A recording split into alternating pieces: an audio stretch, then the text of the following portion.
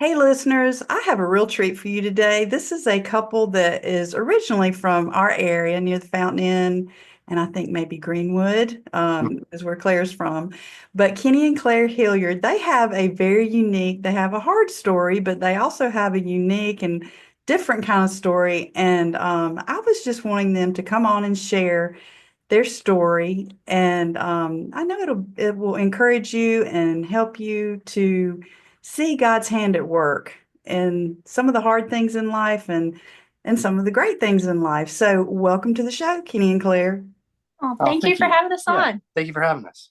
So can you tell the listener just a little bit about yourself right now, and then we'll dive deep. Sure. Yeah, so Claire and I are songwriters in Nashville.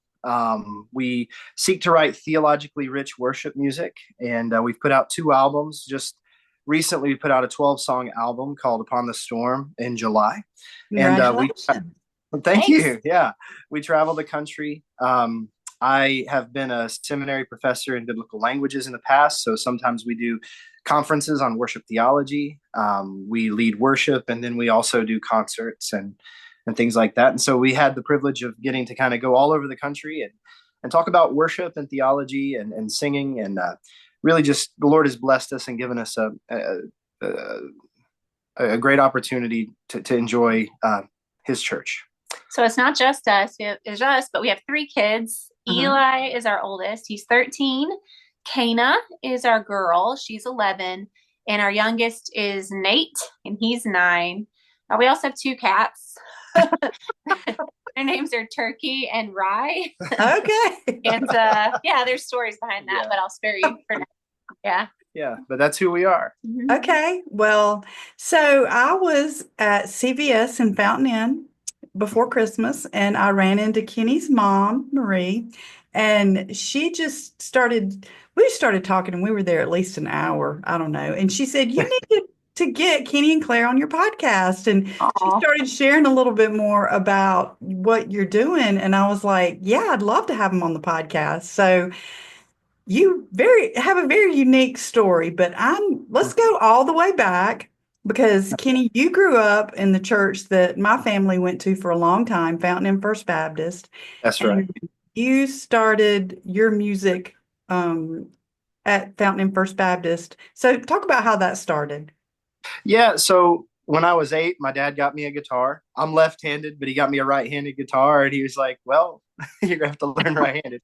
Um, and I struggled for a while learning how to play it. And at Fountain Inn, I guess around the time I was early middle school, maybe, a guy named Lindsey Bible started a bluegrass band, and their whole thing was to go to nursing homes and offer worship services because most nursing homes don't have church services. Right, yeah. And so, for a while, I would show up and I'd play guitar and I'd get better at guitar. And then we had so many guitars. At one point, somebody put a mandolin in my hand. And then I think one of the last performances we played at Fountain Inn, and I ended up playing banjo on that one for a little while. And so it was just neat, one of the beautiful things is when older men in the church are willing to invest in younger men in the church.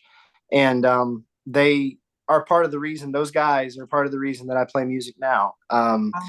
At school, I was doing like classical music, saxophone and stuff, but my heart was always with the folk music, the guitar, the banjo, and the mandolin. And yeah, I owe a lot to those guys taking time and investing in me. Yeah, that is great. And I know we know a lot of those guys from the area that and Lindsay Bible, of course, we know Lindsay and he's I think great too. everybody in Fountain Inn knows Lindsay Bible. Yeah, So. that's right. And so Claire, how did you start your musical career? I've just always loved to play music. I've always loved to sing more than anything. I grew up in it all the time. My mom played piano. They forced me to learn piano. I thought I hated it at first, but now I love it. I wish I And knew how to play. I took 1 year and oh my gosh, sometimes I even think maybe I should go. I was 9 or 10. I was 10. And I'm like, am I too old? Do you think I could learn? no, I used to teach piano. That's another part of my story, but no, Okay. I'm not too old. Yeah, Ever, ever. we had students of all ages. Mhm. You know? Okay. So Yeah. maybe I won't give up on that. No, But I just always loved to play music any chance I got. In church, I would sing. My grandpa has a store, Lee's Barbecue in Waterloo. Yeah. And, he even let me pull out my karaoke machine as a kid to sing in the store. Yeah. I'm sure he was so proud. I don't know, or just really kind. No, he was proud. So that's just part of it's just always it's been a part of my life. My grandpa actually got me my first guitar. Okay. It was in learning to play guitar that I was inspired to start writing music, and I started writing music in high school, and so things just kind of rolled into another, if you will. So you both ended up at North Greenville University. So we love North Greenville University. We have a lot of history there in the Roper family. But so were you both music majors, or? It started that way. We both started as music majors and didn't know each other then. Yeah, I was for voice and he was for saxophone. Okay. And he met me at a Winter Jam concert. Yeah. In Greenville, back in 2005. Yeah. And the night after we met, I was in a practice room, supposedly supposed to be practicing voice for my lessons, but I was not. I had my guitar and was writing music, and he came by and asked to play my guitar. And that was the day that we celebrate like being friends, because we haven't really stopped talking since. That's awesome. That was February 12th, 2005. So you know the day. Oh, yeah. She has a mind for dates. I would have been like, it was sometime. I'd have to go look up when the Winter Jam was. February 11th. Wow. Okay. Yeah, you do have a good memory for dates. Sometimes it's kind of wild, but anyways. Yeah. So you tell me how your whole, because I'm not sure how.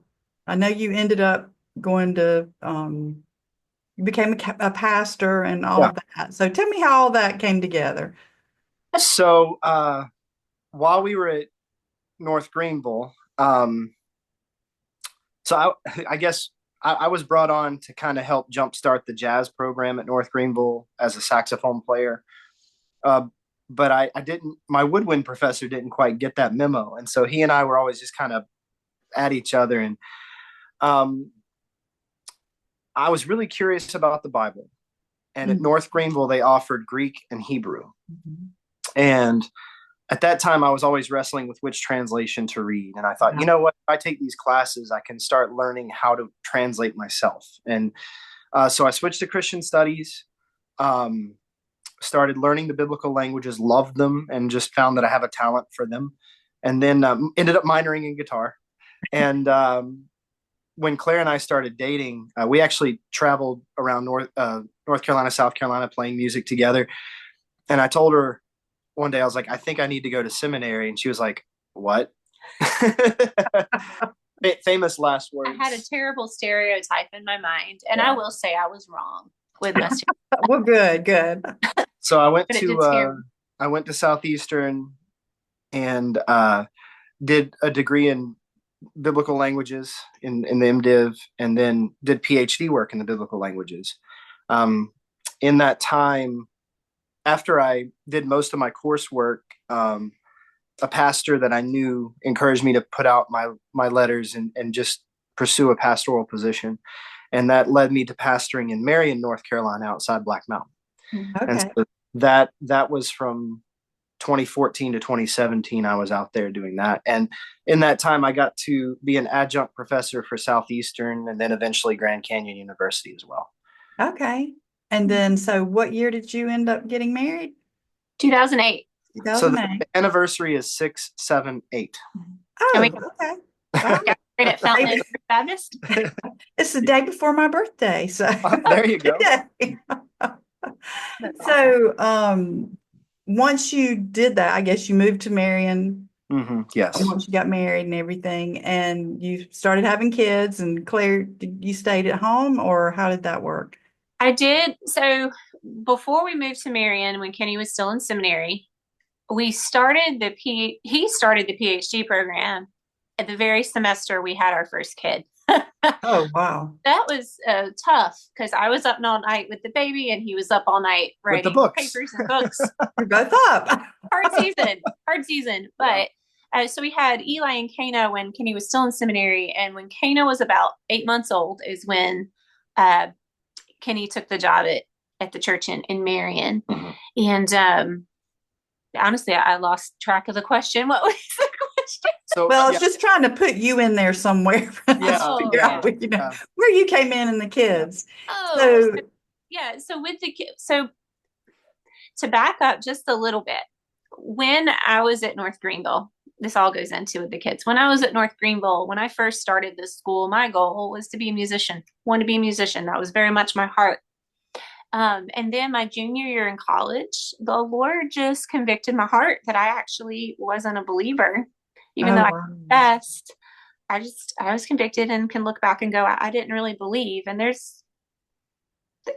and just so when I look back at that point, he changed my heart in a lot of ways. And one way was a hunger to actually read his word.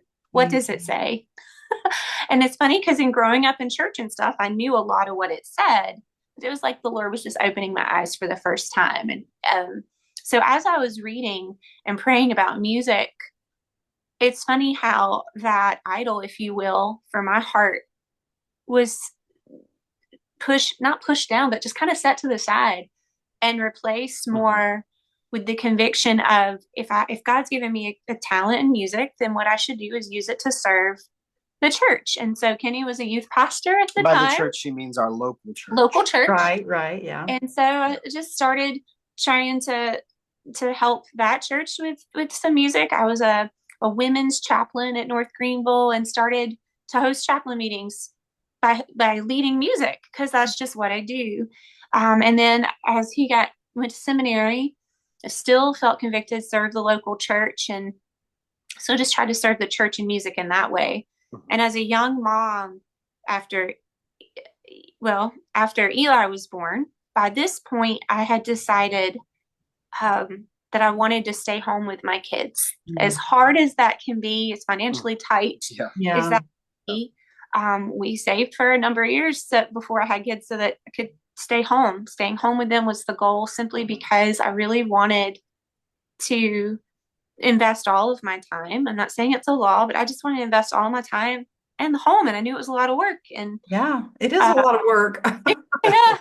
And so that was my goal. And it's funny, before Kenny and I were married, if you told me I was going to homeschool, I would have laughed. Kenny even mentioned homeschooling being an option before we got married. And I told him, well, that's nice. Who's going to do that? That was a hard conversation. But besides all that, it was just part of the Lord changing my heart toward the value and the beauty of my family and caring for my family more so than whatever else I could be doing. And so by the time I had kids, I was staying home full time with them. And then when Kenny became the pastor at the church, I just thought I would support him as his wife, serve the church, homeschool my kids, have them grow up in the mountains, and just kind of work on music on the side because it's still something I love to do. Right. But so that's where we were in life at that time. But yeah, not too long after everything flipped upside down. Yeah. So Kenny, you started having some health issues, right? Yeah, well, I'd had some health issues probably starting 5 years earlier. Oh, wow. Just like one time I did a maintenance job, and one time coming home from work, I couldn't get up my stairs, and I was, way too young for that to be the problem, and didn't know what was going on at work. My knees were always hurting. My hips were always hurting. And he didn't want to go to the doctor, of course. Yeah, of course, because he's a man. Yeah. It was,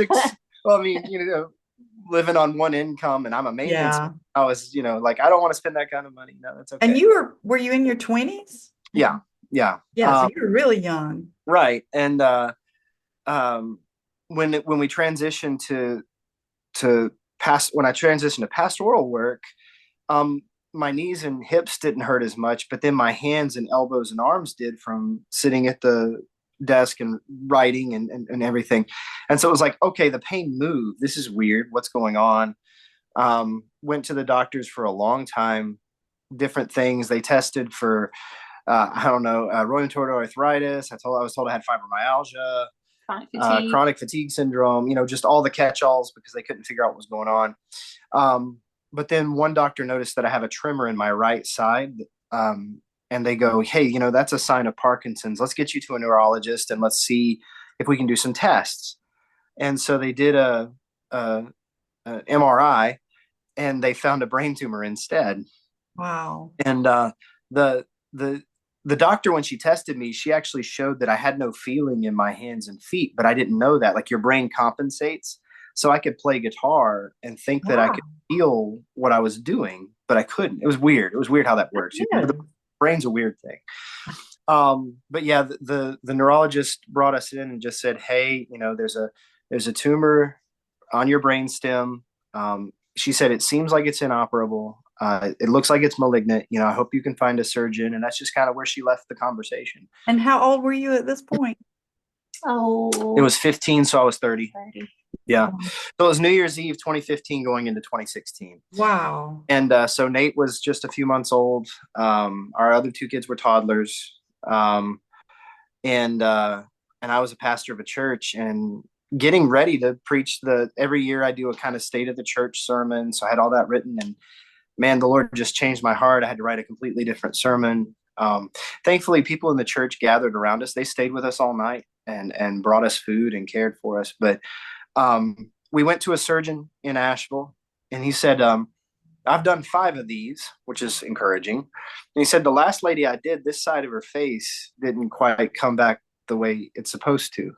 And it's like, well, I'm glad you're honest. Yeah. We got to go somewhere else. And through God's providence and kindness, we ended up at Duke with the best surgeon in the world for my tumor. And that was just the Lord doing it. There's a whole lot. God. But he removed the tumor, and he said, holding it, he's done thousands of them. Holding it, he knew it was malignant.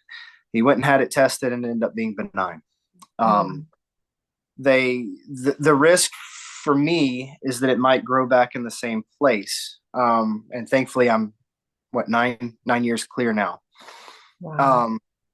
But in that time, my health didn't get better. It got worse and worse and worse. Because they told you it would, right? Well, they told me it would get better. Yeah. But yeah, it got worse and worse. And eventually we found out I have a genetic disorder called Ehlers Danlos Syndrome, some other health issues there. But that led to probably 5 years of trying to heal and figure out what's going on. I'll let Claire tell more of the story, but it got to the point where in 17, they told me the most I could do was sit upright in a chair for 30 minutes, but then I needed to lay down and I couldn't do anything else.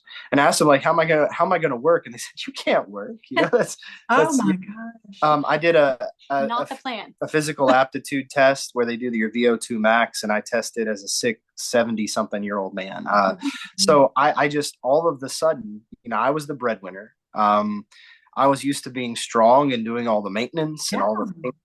All of a sudden I could do very little. And that was kind of a crisis for both of us. It was a wild time. Kind of a crisis. It was a crisis for both of us. So tell me a little bit more about what was it that you were diagnosed with? Ehlers Danlos Syndrome. Technically, he wasn't given that diagnosis until a couple of years later. Yeah. For Ehlers Danlos, but they kept trying to diagnose me. They gave me different diagnoses.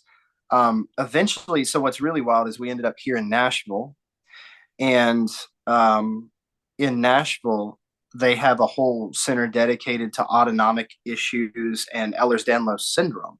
Wow. And so they did some tests on me. I thought I had what's called POTS, which is a positional heart condition. Yeah, I know 2 people who have daughters with that. So they thought I had POTS. So they did the testing. And I had what's called reverse POTS. So the opposite happens. Instead of the heart rate climbing, it dropped. Okay. And they said that condition only exists with Ehlers Danlos syndrome. And so that's how they figured out what I had. Ehlers Danlos is a connective tissue disorder. So the proteins don't grow right in my my connective tissues, and it causes all kinds of things. I'll have sometimes my body mimics a heart attack. I'll have joint pain, muscle spasms, difficulty thinking, especially after lack of sleep, balance issues. I fall a lot, just all kinds of things. My joints pop out quite a bit, especially right now as I get older in my feet. So it's just bizarre. But I think that the surgery kind of, the stress on the body stirred all that up and made it worse. And that's why I needed a time of recovery. Thankfully now, just to kind of get to this part of the story, and I'll let her jump in with what she had to do when I couldn't work. We've been able to find two medical people who have been able to put me on some natural methods of treatment, and I'm doing much better. Awesome. Better than I thought I ever would. It's wild as a young man to have so many things taken away and to think you'll never have them back. And then in his mercy, the Lord says, oh, you can have these things back. I don't have everything back, but by God's kindness, I am a lot better than I was. So I'm sure you appreciate those things so much. Very much. But in the time that I couldn't work and I was the breadwinner, Claire had to kind of improvise, and I'll let her tell that part. Okay. So really that was a wild season, going back to 2017 when his doctor said, yeah, you shouldn't be working at all. And, that's just not the plan for our family. We had just we'd done like I think that was like our first year with full homeschooling because we wanted to get our feet wet with preschool. Just preschool. Hey, you got to start somewhere. Trying to be intentional with, how do we incorporate school into already our home routine, and what's neat about just the gift of homeschooling my kids. There's a ton of gifts in that, but one of them was, as I'm researching all this sort of educational methods for children, part of it so much emphasizes the beauty of making art. And just how important that is, especially for young children. But I would argue that importance never really goes away. I agree. And like it just affects parts of your brain with my young kids at the time. If my brain, 4 and 2. They're only 4 and 2. Trying to do preschool with my oldest, but if anyone has young kids at home, that all the family's involved, no matter who you're teaching, right? Oh, exactly. Yeah. So had her coloring while he was doing some color. Anyways, but as I'm looking at them, I'm never going to look at my kid and say, you're not an artist. No. Why would you ever do such a thing, right?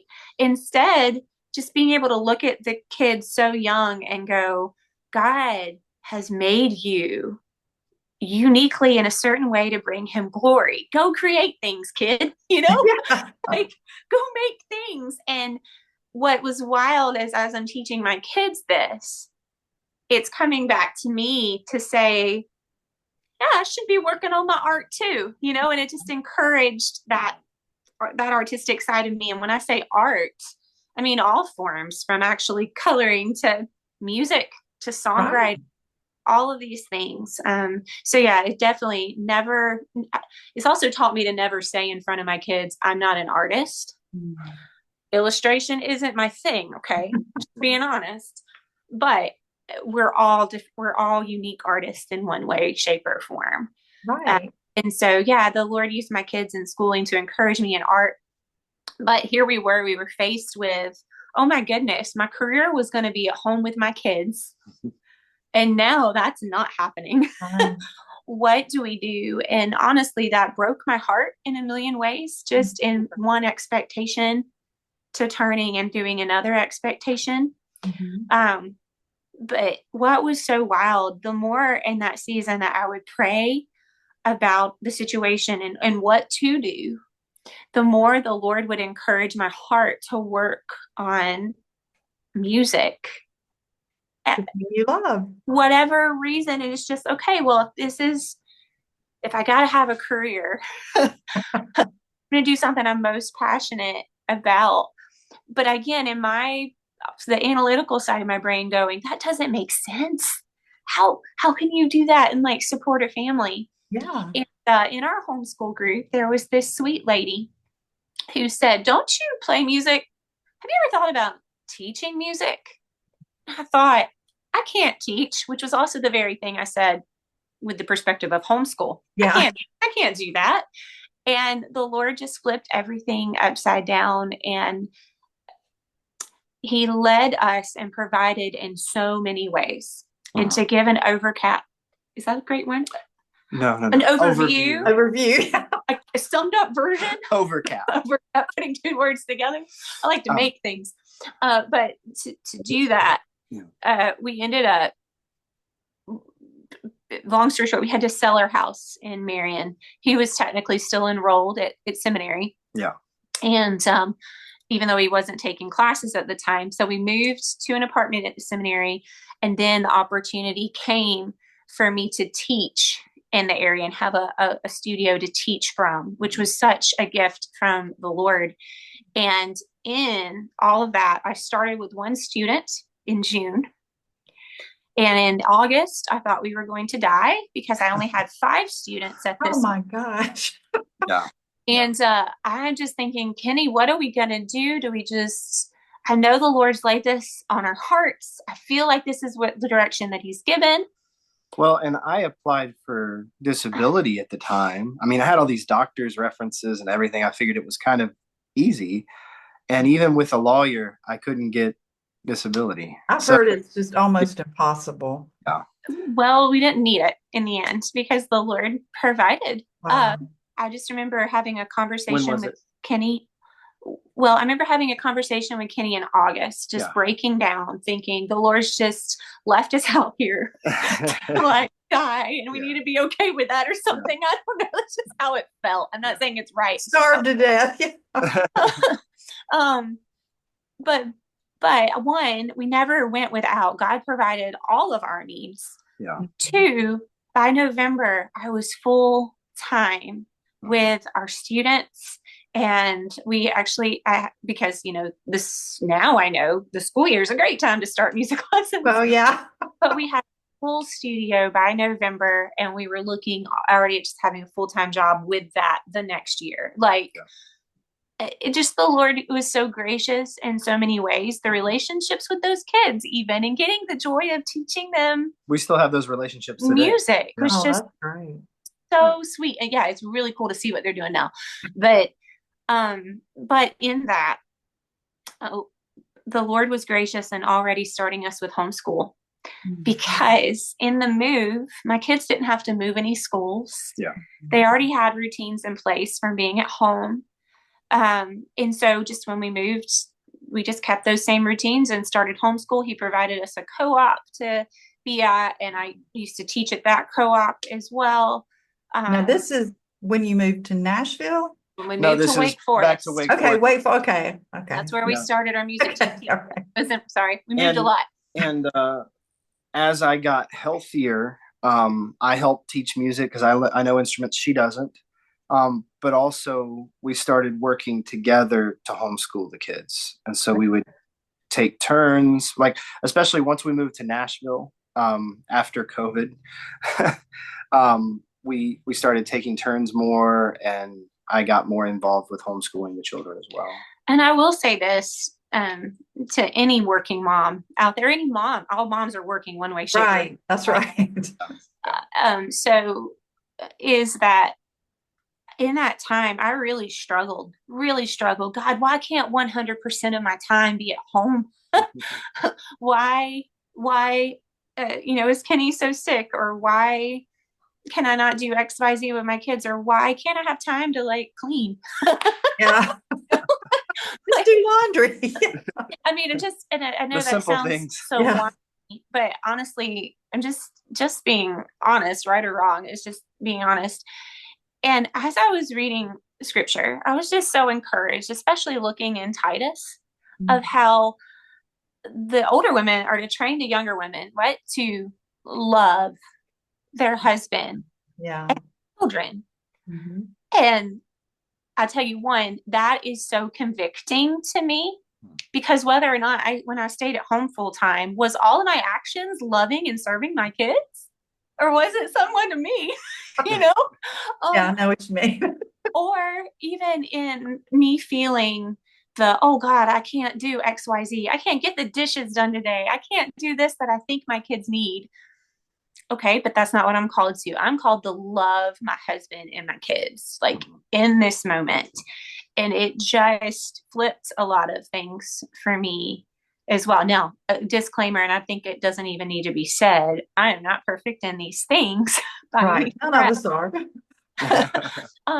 but that was the conviction of, man, like regardless of whatever we're doing, God is more concerned with our heart to love. Well, first and foremost, our family. And then, God's word says, love your neighbor as yourself. Loving other people needs to come first. Yeah. And these other acts of service, washing the dishes, folding their laundry, fixing them dinner, be it cereal or be it a fancy meal, it's all to be done out of love, Yeah. So anyways, that was a hard season. But we probably need to move forward. Yeah. Fast forward 2019. So yeah, how do you get from Wake Forest to Nashville? Because I know didn't you say that's where they had the treatment center? Yeah. So over time, my health got better, and I was able to participate more. And eventually, we got to a point where we thought, man, like I can probably work. But at the same time, real estate had changed quite a bit in Raleigh. Our music teaching got so big that we actually had to hire another teacher on. Wow. We had too many students, and so we're like, do we invest in real estate in Raleigh? Where do we need to be? And we just got to talking. At that point, we had kind of started interacting with musicians in Nashville, or musicians that did a lot of work in Nashville. Claire had been involved with the Nashville Songwriters Association International and things like that.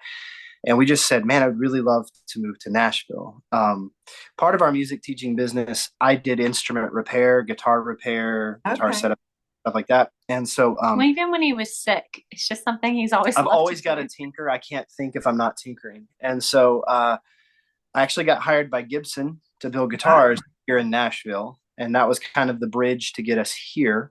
Yeah. In that time, Claire had a handful of students that just wanted her to teach them online because they didn't want to move to another teacher, and Claire held on to them. But we were thinking there's no way that teaching online could ever be good. I've never really thought about teaching music online. We're just like, nobody can teach music online. Well, when COVID hit, so we had tornadoes come through the week before COVID hit. It was wild here in Nashville. But when COVID hit, I got put on furlough from Gibson. Honestly, the factory work was taking a toll on my health. Factory work's hard. Yeah.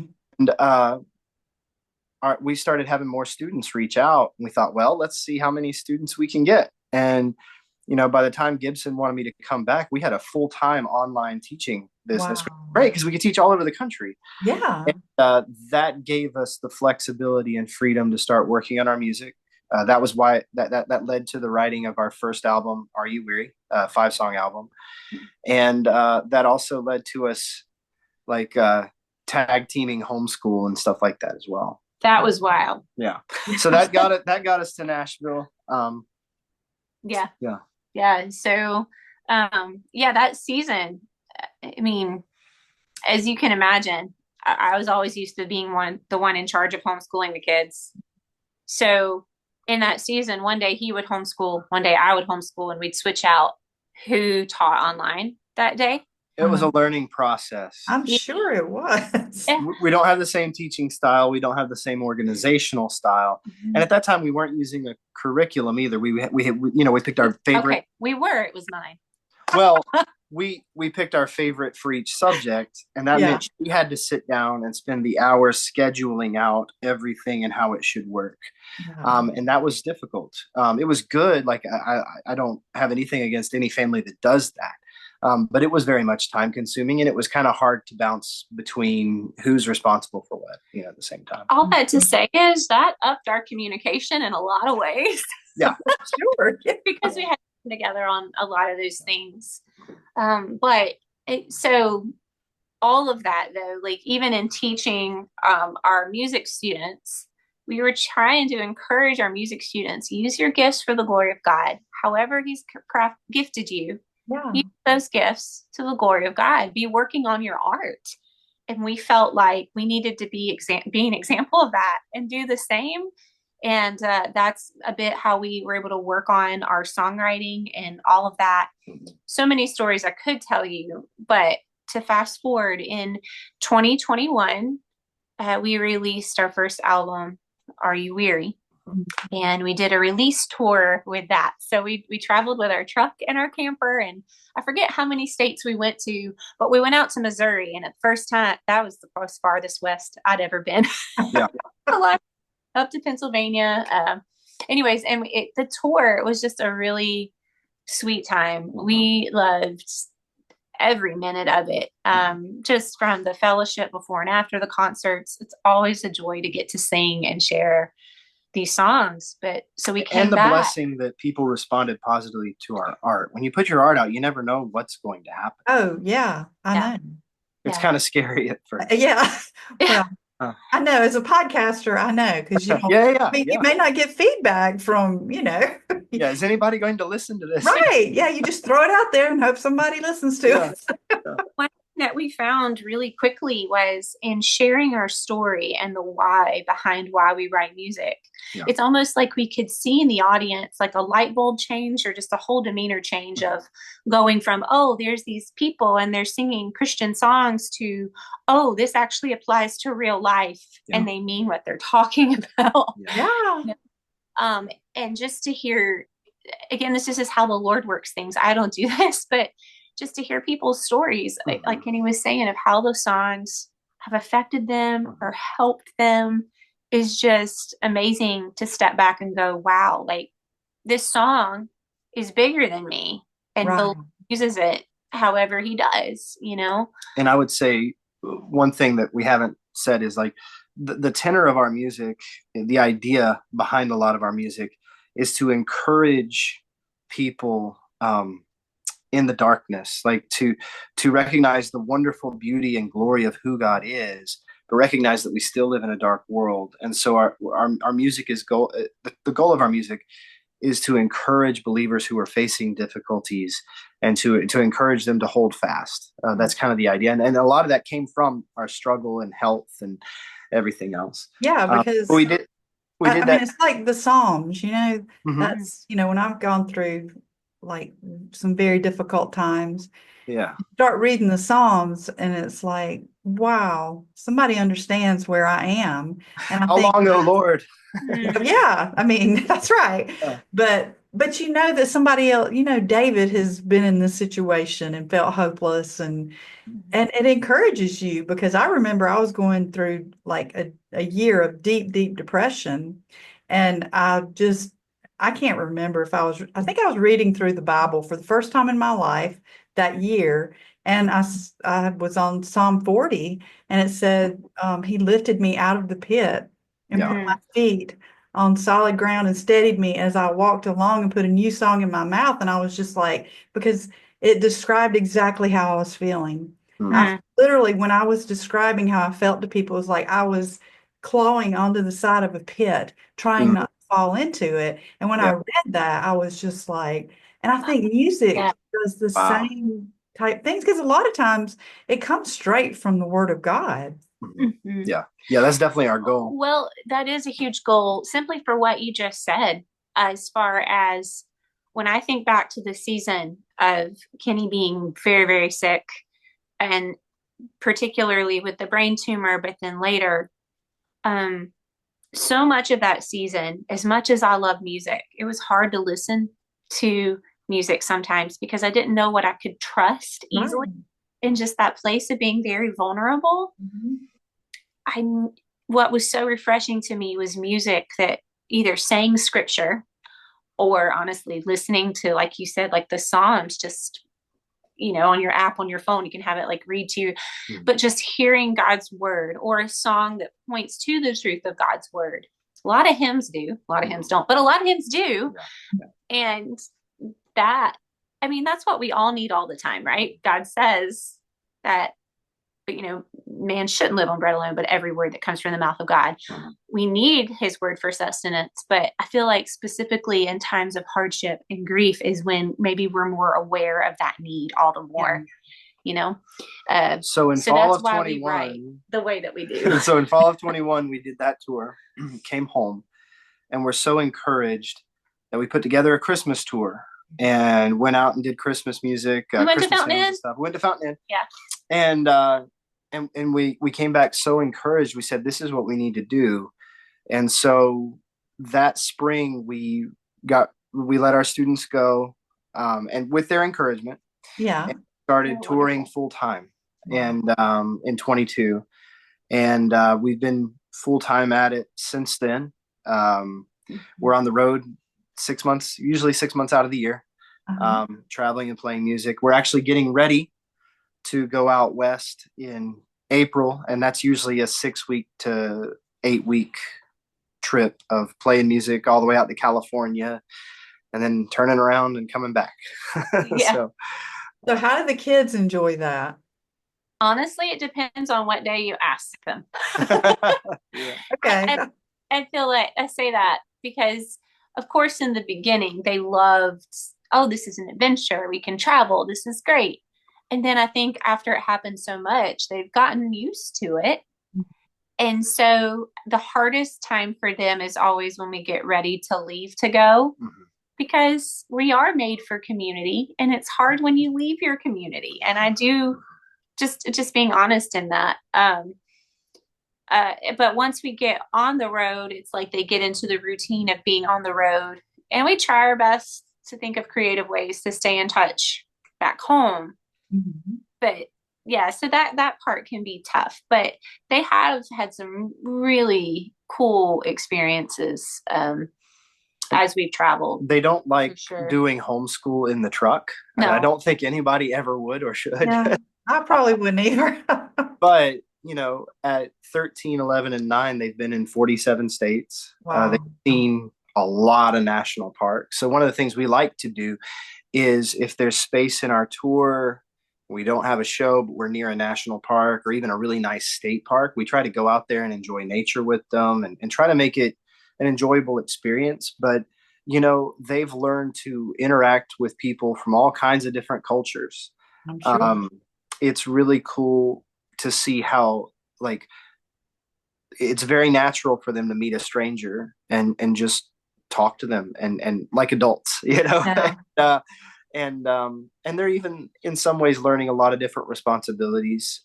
They help with the camper, and they help with the merch, and they help with different things, loading and unloading. And one of the things that I think is remarkable, even though they're not in their community, we've moved around a lot in our life. We've had to. That's common for ministry families. Yeah. Even traveling a lot. Our children are each other's best friends because they're the most consistent friendships they've had. And it's really fun because they bicker and fight just like every other sibling. Yeah. But when one of us takes one of them out to do something, inevitably the other two just don't know what to do. And they're I'm bored. I don't know what to do. And it's just like, okay, so you do love each other. Yeah. But yeah, that's one of my favorite things. I mean, as a parent, I think we all spend time at night going, okay, how am I ruining my children? What have I done wrong?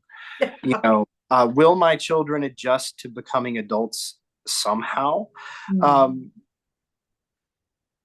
One of the comforts that I find is to see, hey, they love each other, and they're learning how to interact with people. They're just, it's neat to see.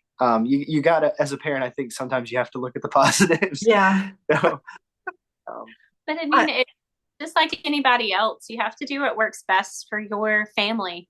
And that's loving your family is going to look different in different contexts too. And so traveling and playing music and homeschooling and all these things work really well for our family. It fits our family and where the Lord has placed us and given us the opportunity to do. And I'll say this, because we've been doing this for a while now, I'll have musicians ask, can you meet with me and just tell me what touring is like and what it looks like for a family and those kind of things. And I had one musician who's, done very well online with all his stuff, but he's like, I've got some churches reaching out and want me to come out. And I talked to him about what we deal with and what we go through. And he just looked at me and goes, "You're crazy. I'm not doing any of that." We have some stories. So the thing is, to be a good parent, to be a healthy family, you just kind of need to know what you can and can't do. And the lifestyle that we lead right now isn't for everybody. It's hard. Even musicians in Nashville, they talk about being on the road. It's hard. Yeah. And will this be the way we spend the rest of our lives? I don't know. I don't know. But we're learning as we go. These things need to change. Some of these things we need to do better. And honestly, that's family life, right? No matter where you are, no matter what your job is, you spend the years going, okay, this hasn't worked very well. What can we change to help our family? What can we change? Those kind of things. So even though the lifestyle we lead may look different, it's very similar at its roots. The foundations are the same.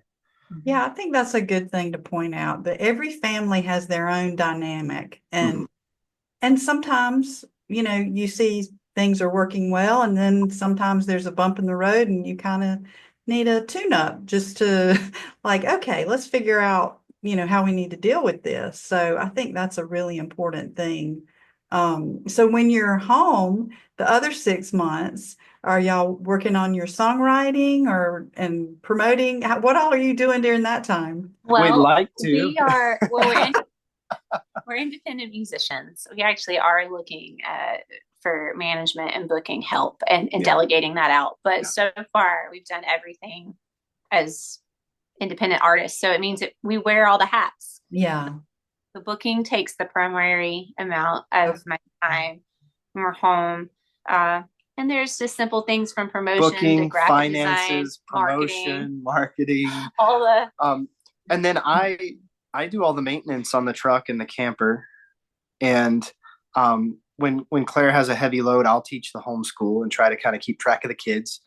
And I also, I'm always writing sermons because there are churches that want me to do that, or I'm writing lectures for conferences, those kind of things. So I'm doing a lot of writing as well. We actually, the biggest change from being like musicians for fun to musicians as a job is that instead of just writing music when it feels fun to do so, we actually have to mark out time on the schedule. Okay, we're going to do some songwriting. And we always have to kind of keep in the back of our minds, like Claire, as she's getting ready for the day, she'll hear melodies or something and she'll record them, or she'll write something down, or, and then I have to practice my instrument every day. And so I practice. And then as I hear stuff, maybe I come up with the chords. Right. So it's one of those things where it's the little parts of the day every day that build up into something else. But yeah, being home, I think one of the things that's wild is because we love our community, we almost have to fill up our schedule with meeting with friends and trying to meet as many people as we can while we're home, because we're not going to get to hear from them for a little while. And thankfully, we don't do it like we're going to be gone for these 6 months and we'll be home for these 6 months, but we're out for 4 to 6 weeks. We might be home for 2 to 3 Okay. and then we're out again for maybe another 4 to 6. Our out west tour tends to be around 8 weeks because of just the distances you drive. And I'll say this, by week 5, we're ready to be home. I bet. Yeah. Even as I beautiful. can't imagine being gone for 6 months. I mean, that would be terrible. So I think that is a good way to do it. There's a lot of times where, we'll end up in different time zones, and I don't even know. It's just like where especially the consistency of our camper. There are sometimes I'll wake up and I'll just have to open the window. Where are we at right now? Like, because the inside's the same, Yep. So got a different view. It messes with you a little bit. I was just talking to our pastor yesterday, and I told him,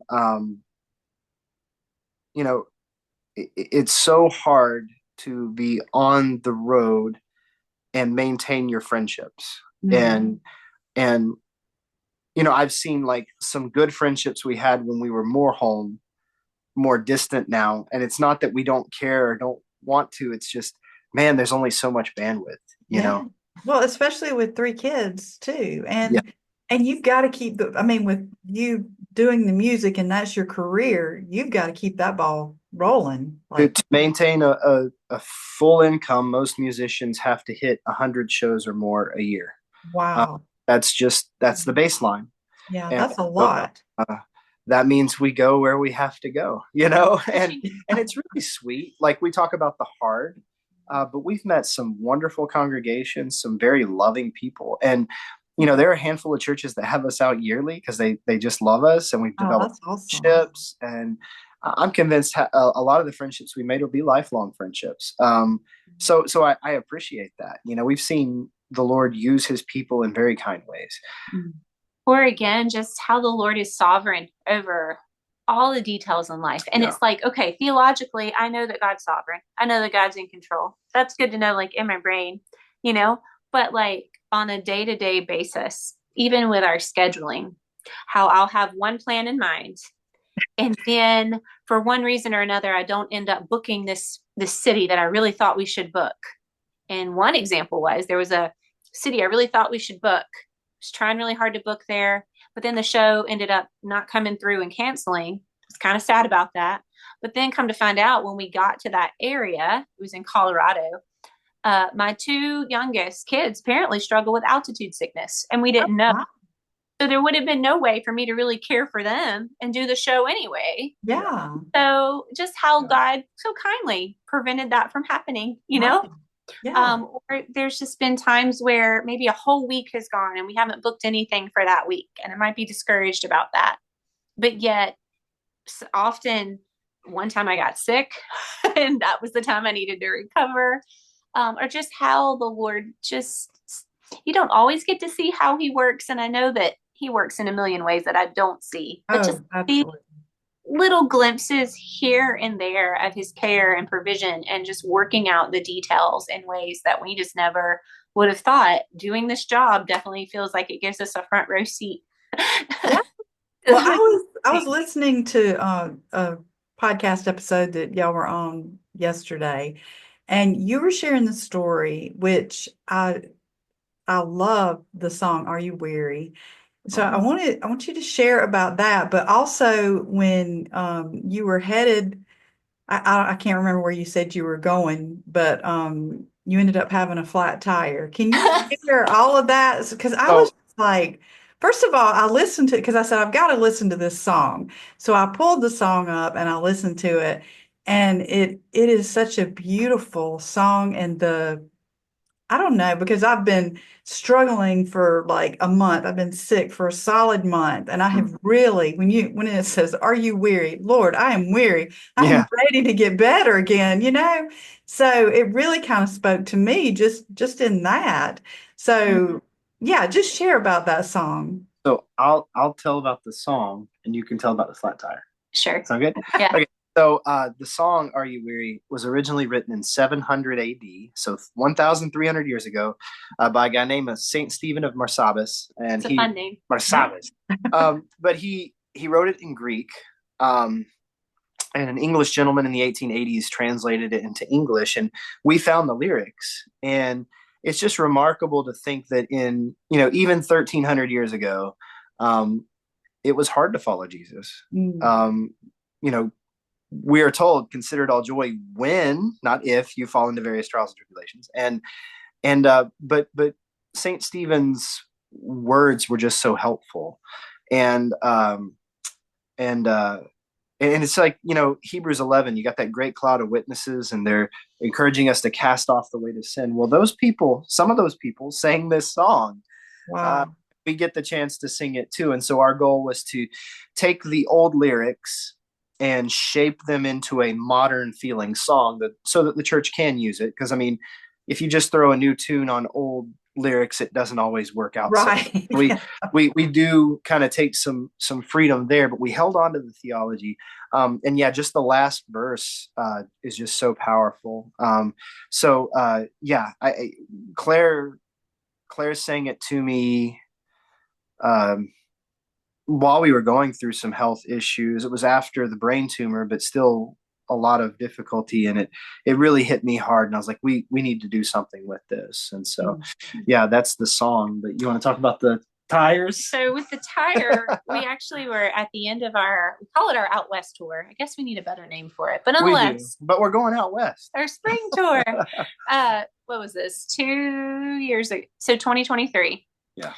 And at the very end of our spring tour, we were in Louisiana. We actually were at the Southern Baptist Convention, and they asked us to be on the music team, which is a really great honor. But we actually got to share Are You Weary there, which was really cool. That's awesome. But when that was done, you see, before the conference happened, we got to our campsite and we discovered a flat tire. Now, that wouldn't have been such a big deal, except we had just had a flat tire, like in Portland, Oregon. So this flats. is number 2. We didn't have a spare. 2 flats. Oh gosh. There's more to the story. I'll spare you that part. But spare you. Eventually, we'll get around to it. Stop it. Anyway, bad jokes. Yeah. I'm tired of these jokes. But, yeah, me too. But anyway, so we finished the conference because we couldn't deal with the tire at this point. Then it was our daughter's birthday. We got to spend that in New Orleans with her, which was really cool. Yeah. But again, couldn't deal with the tire. But it was the day we had to leave.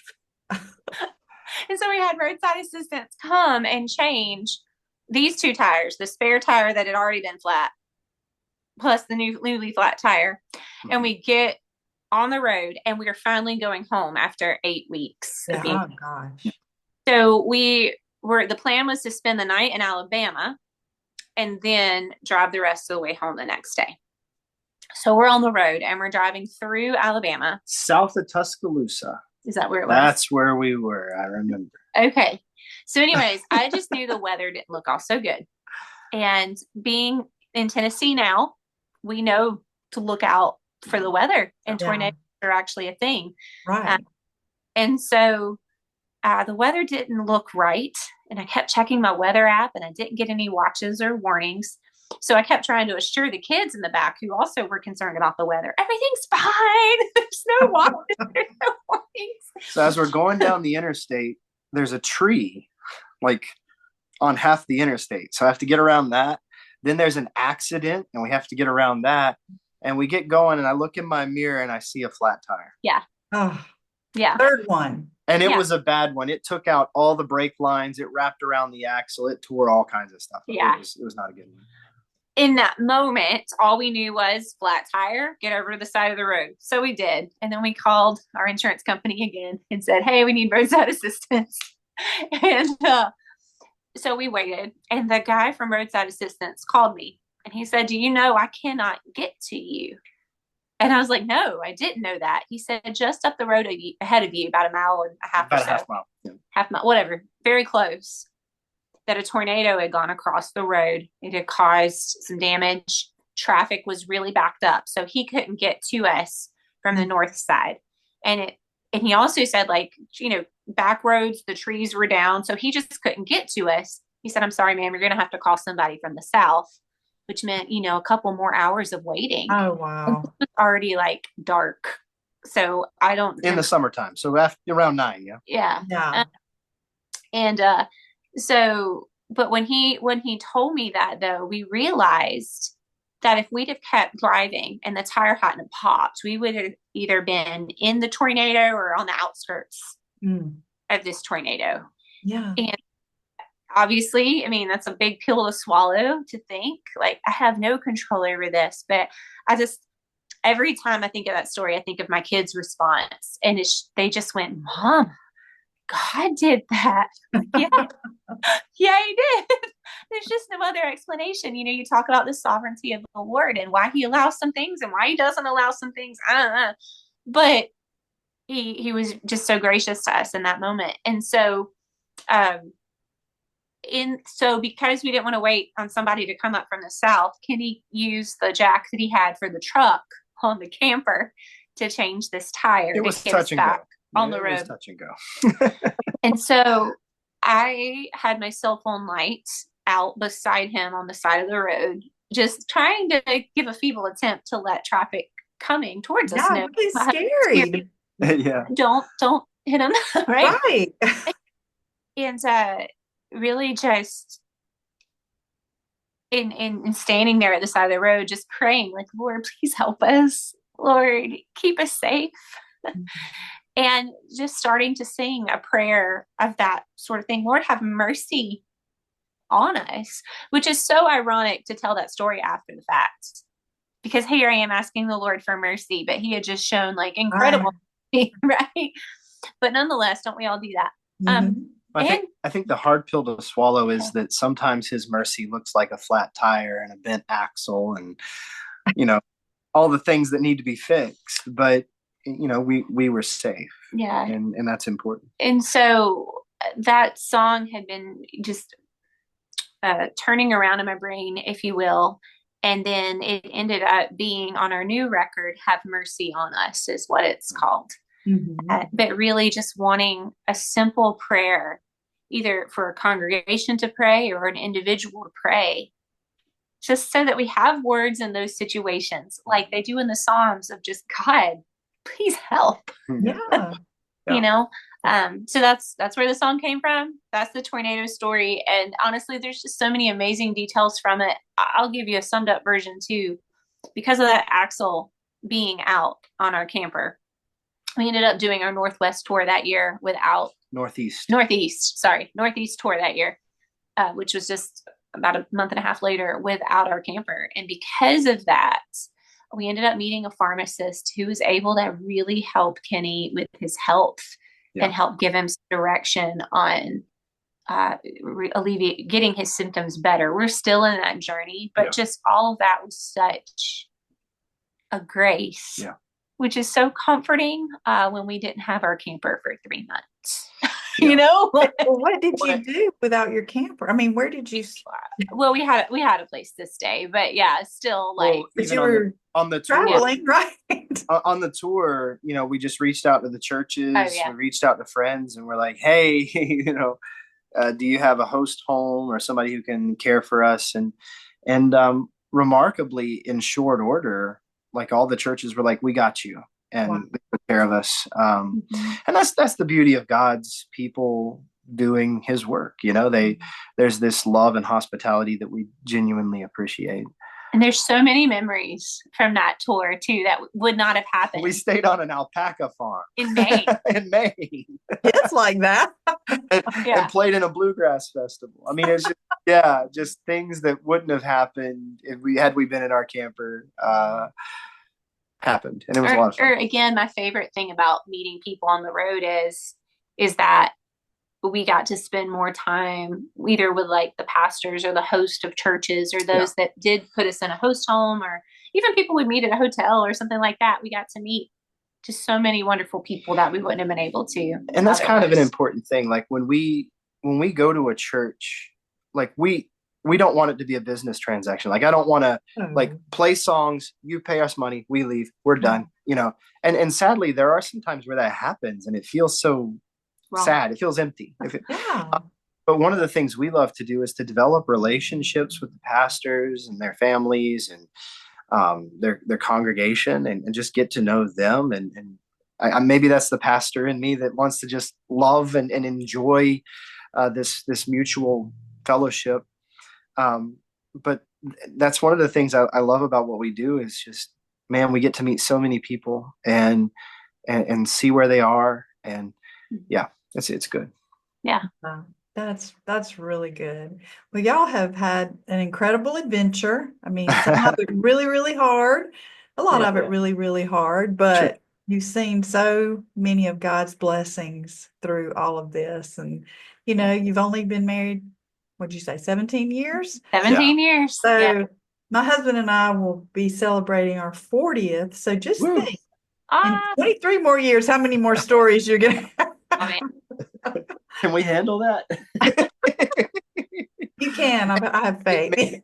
Maybe there'll be fewer flat tires. Of course, if they're protecting you, you never know. That's true. You may need them. That's true. So what I would like to do is I would like to put the link to that song, Are You Weary, in my show notes for the listeners. Well, thank you. That'd be great. DarylRoper.org and so they can listen to that, because it really did bless me yesterday when I was listening to it. And also, so tell me how, if somebody's out there and they, listen to your music and they say hey, we'd like to invite them to come to our church or, event or whatever you have. So how would they go about doing that? Really, just send us a message through our website. That might be the easiest way. Our email is also booking@kennyandclaire.com. But really, So your website is kennyandclaire.com, right? Yeah. Yep. Okay, that's And easy. the email is booking@kennyandclaire.com. We're also available on social media. Sometimes people reach out to us through Instagram or Facebook. I can't talk anymore. And if people want to hear our music, we're on all the streaming platforms. Just look up Kenny and Claire and they'll find us. Is your newest album out there? It is. Okay. Yeah. Out in July. Yes. That's Yeah. awesome. Yeah. Well, it's been great catching up. I mean, gosh, Kenny, I don't really know if we ever had a real conversation before, because you were so young when I feel like I remember when- seeing you at church, but yeah. I mean, I saw you, but I spoke to your mom a whole lot more. Oh, So. yeah. But I just pray God's blessing over your ministry, and your health will continue, that you'll keep doing well, and that your ministry will just grow and your children will thrive, and that your songs will just reach more and more people. Well, thank you so much. That's Thank a you. genuine blessing. Yeah. Thank you.